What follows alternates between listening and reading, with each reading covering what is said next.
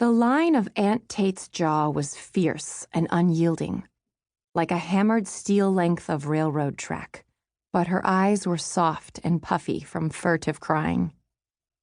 "You can keep what you can carry," she said, and handed 8-year-old Lily a cardboard box.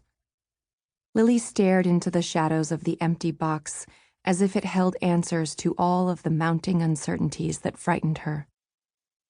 It was June 1957, and Uncle Miles and Aunt Tate were in Lily's house in Salina, Kansas, picking through things like crows at the town dump. Lily wanted for them to leave everything the same as it was before, not to move her father's copy of Andersonville from the nightstand, or her big sister Dawn's toothbrush and pink pajamas with the elephants that danced and wore silly hats. Mama's dresser scarves should not be folded and packed in a box, and her hat with the white netting should not be wrapped in tissue paper and tucked away for Aunt Tate's church bazaar. Lily's whole life was disappearing. All of her history, everything that fixed her feet to the earth and held her safe.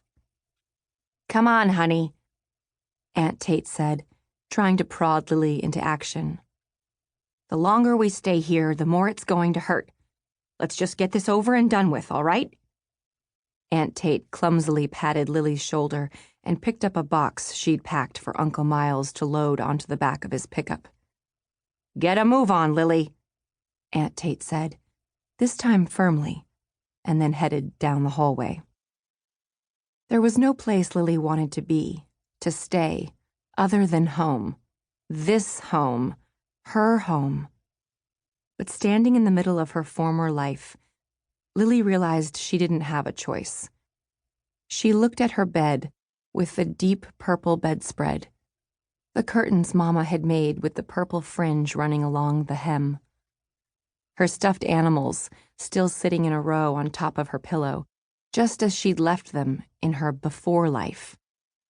Raggedy Ann and Raggedy Andy, the gingerbread man with the nap rubbed into non-existence by her love, the deliciously soft pink bunny rabbit that had appeared in her Easter basket one year, the desk her father made that was just her size with a cabinet door she could open and close, her red leather jewelry box with the mirror inside the lid and the ballerina that twirled on one toe while a tinkling silvery bell played Frere Jacques. When Lily had asked Aunt Tate what would happen to the house and everything in it, Aunt Tate said, "That's for the adults to decide." Lily knew better than to push her luck, and so she let it be. Dangling her legs in her apple-red pedal pushers, Lily sat on the edge of her bed and picked up the pink rabbit, tugging gently on his long satin ears. The things she wanted to put in the box wouldn't fit. Her family couldn't fit. The only home she'd ever known could not be wedged within those 4 cardboard walls. Her swing set, the toy telephones she and Dawn used to call each other, the familiar view out her bedroom window, the way the leaves on the elm tree turned their silvery backs to the breezes just before a rainstorm. Her parents dancing in the living room while Brooke Benton sang "Love Made Me Your Fool," his voice rumbling smooth and low on the hi-fi. Her father's hands threaded into Mama's thick gold hair, Mama's full-skirted pastel dresses, the cool apricot-colored satin lining of Mama's best coat, and how it smelled of ripe pears and wisteria.